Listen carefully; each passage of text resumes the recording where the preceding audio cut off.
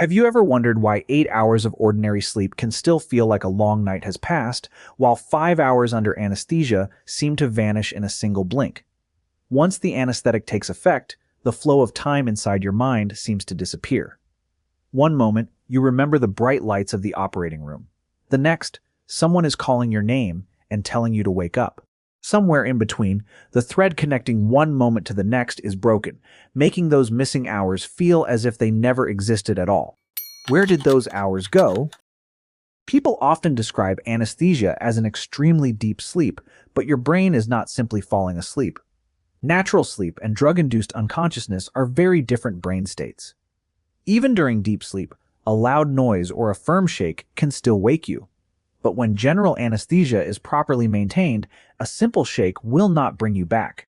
From the outside, it may look like you closed your eyes, slept, and woke up again. Inside the brain, something far more unusual is happening. Deep general anesthesia can resemble a temporary, carefully controlled coma-like state. Some patterns of brain activity under anesthesia share striking features with those seen in profound unconsciousness. The crucial difference is that doctors intentionally create this state, continuously monitor it, and reverse it when the procedure is over. Modern medicine can place consciousness into a kind of temporary pause for several hours, protect the body throughout surgery, and then guide you safely back. When anesthesia takes hold, the outside world does not disappear because your brain has simply been switched off. Instead, communication across the brain becomes profoundly disrupted. Different regions can no longer exchange and integrate information in the way they normally do. Imagine a phone call overwhelmed by constant static, with every voice becoming harder to understand.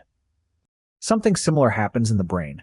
When distant regions lose their ability to coordinate, your single unified experience of the world begins to fall apart.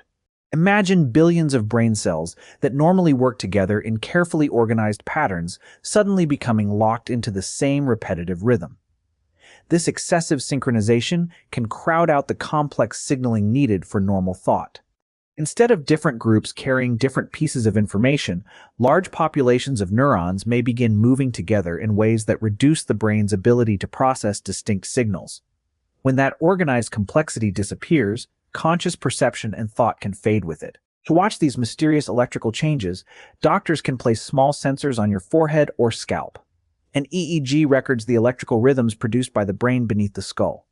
While you are awake, those patterns are generally faster and more complex.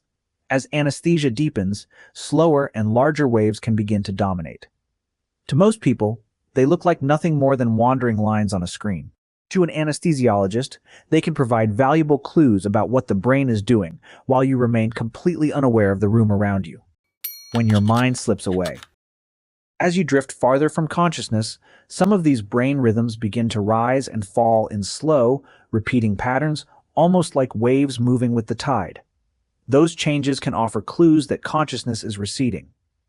Doctors may examine the size, frequency, and overall pattern of the waves alongside heart rate, blood pressure, breathing, and other vital signs. The goal is not simply to give as much anesthetic as possible, but to keep you at the appropriate depth for each stage of the operation. If anesthesia becomes very deep, the brain can enter a distinctive pattern known as burst suppression. On the EEG, stretches of near electrical silence appear between brief bursts of activity. The screen may remain almost flat for a moment, then suddenly flare with a cluster of waves before becoming quiet again.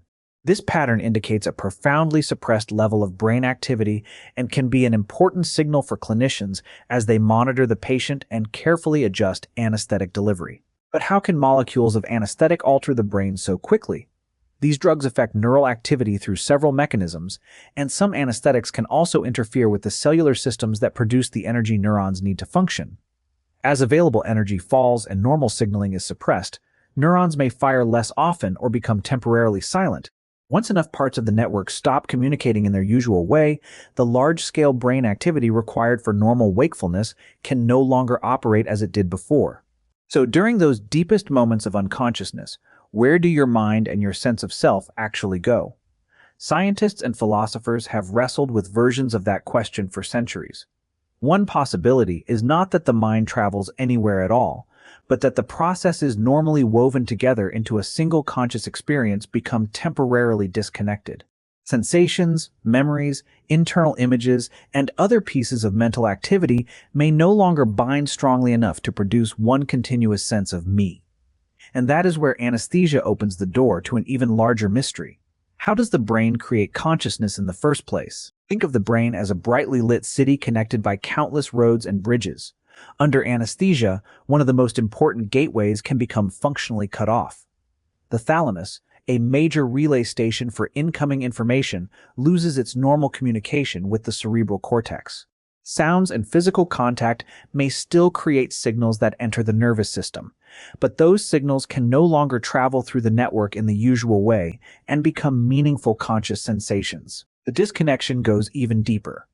Networks that normally tie together your memories, your present experience, and your sense of being you can also break apart. When frontal regions stop coordinating normally with areas farther back in the brain, your sense of identity, location, and the meaning of the present moment can temporarily disappear. The brain can no longer build a stable experience of here and now. Your body is still lying in the operating room, but the feeling that I am here is gone. When everyone's mind looks same. Something even stranger happens under anesthesia. Your brain activity can begin to look more like that of the person lying next to you. When we are awake, each person has distinctive patterns of brain activity, almost like an electrical fingerprint. But when consciousness fades, some of those individual differences become less pronounced. Different brains begin producing more similar patterns, as if millions of unique personal stories have temporarily been switched into the same basic operating mode. But a motionless body does not necessarily mean that everything inside has gone completely blank. Part of the mind may still wander through what researchers call disconnected consciousness. In this state, your inner world can continue without meaningful contact with the outside environment. You may have no awareness that you are in an operating room, yet thoughts, images, or vivid internal experiences can still appear. The door to the outside world may be closed, while the world inside the mind remains active. That may help explain why nearly 30% of people who undergo anesthesia report dreaming. These dreams are often pleasant and may involve family, friends, or familiar everyday activities. Someone can be lying beneath the lights of an operating room while, in their own experience, they seem to be spending time with people they love. Dreaming during anesthesia is considered normal and does not automatically mean that too little anesthetic was given. Sometimes the mind may simply be creating a world of its own. In other cases, those inner journeys can become much stranger. Some people have described feeling as if they were flying through space, while others have felt as though they had somehow become an airplane. Certain anesthetic drugs can profoundly distort the brain's sense of space, body position, and physical identity. When sensory regions stop combining information in their usual way, unusual and sometimes humorous hallucinations can emerge, especially as consciousness begins to return. Even more surprising is a state known as connected consciousness. For brief periods, a patient may hear sounds or understand speech in the operating room while being unable to move because of muscle-relaxing drugs. With powerful pain control also in effect, some people in this state may experience no pain at all. In other words, the mind can still receive part of the outside world while the body remains so completely still that there is no obvious way to signal what is happening inside. So how can doctors tell whether someone is aware inside a body that cannot move? One method is known as the isolated forearm technique. Before a muscle relaxant is given, a special cuff is used to prevent the drug from reaching one arm. Almost the entire body may then become paralyzed, while that hand remains able to move. Suddenly, a single arm becomes the only communication line connecting the patient's inner experience with the operating room around them. The hand that answered back. A doctor might then say, "If you can hear me, squeeze my hand."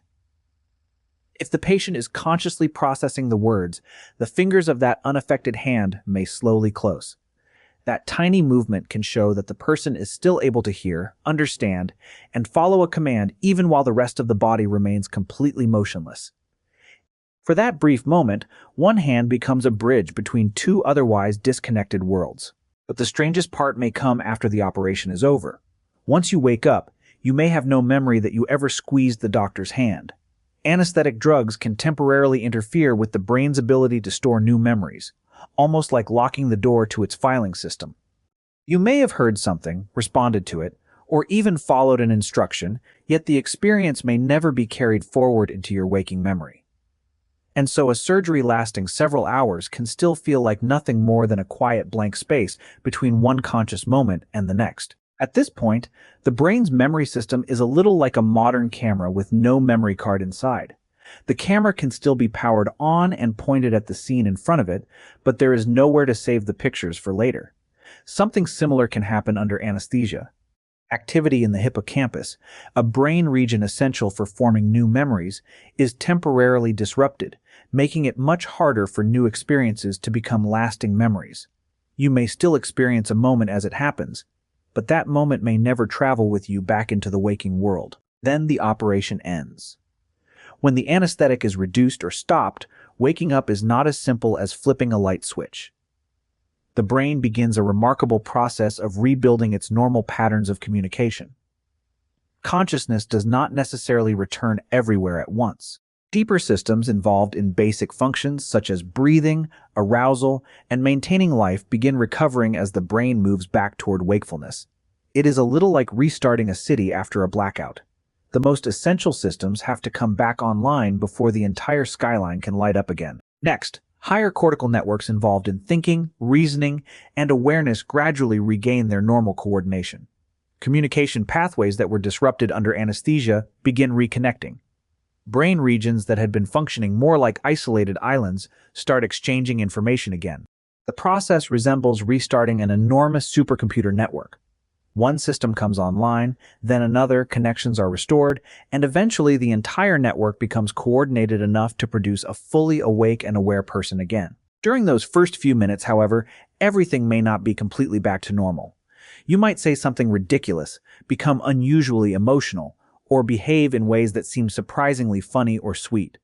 Different parts of the brain are recovering at different speeds, so some systems may already be awake while others are still drifting somewhere between dreaming and reality. Some children emerging from anesthesia have even insisted that imaginary objects from their dreams were completely real. For a few brief moments, the world inside their minds can feel more convincing than the room right in front of them. How you finally come back. That is why doctors do not judge recovery simply by whether your eyes are open. They may also ask very simple but important questions to see how well awareness, orientation, and memory are returning. What is the last thing you remember? Did you dream about anything?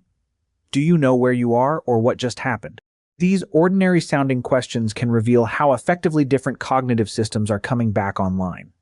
A short conversation becomes one more layer of protection during recovery from anesthesia. And that is part of what makes anesthesia one of the extraordinary achievements of modern medicine. It allows people to undergo procedures that would otherwise involve overwhelming pain and distress. Doctors can repair or treat problems deep inside the body while shielding you from consciously experiencing the operation itself. From your point of view, hours of surgery can feel almost like a strange form of time travel. You close your eyes in one moment and open them in another, with almost nothing in between. For scientists, however, anesthesia offers something even more fascinating. It provides a rare tool for studying one of the hardest questions in science. What exactly is consciousness? Under ordinary circumstances, researchers cannot simply switch consciousness off and back on while watching what changes. Anesthesia makes it possible to study that transition under carefully controlled conditions. By observing the brain before, during, and after anesthesia, scientists can investigate how thoughts, sensations, memories, and the sense of being you emerge from patterns of neural activity. What makes this even more interesting is that different anesthetic drugs do not produce identical brain states.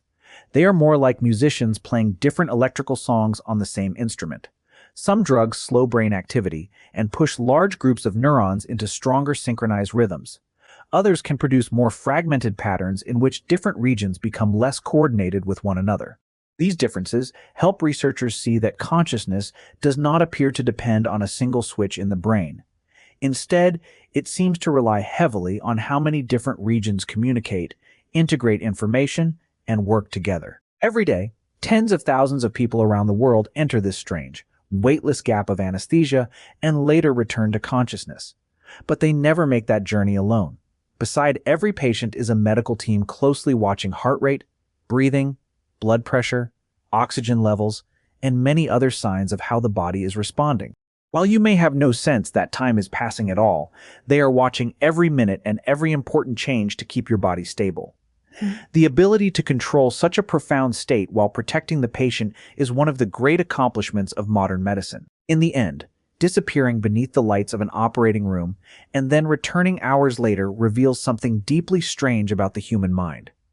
Modern medicine has learned how to temporarily alter the relationship between consciousness, memory, and the passage of time so that the body can be treated and repaired.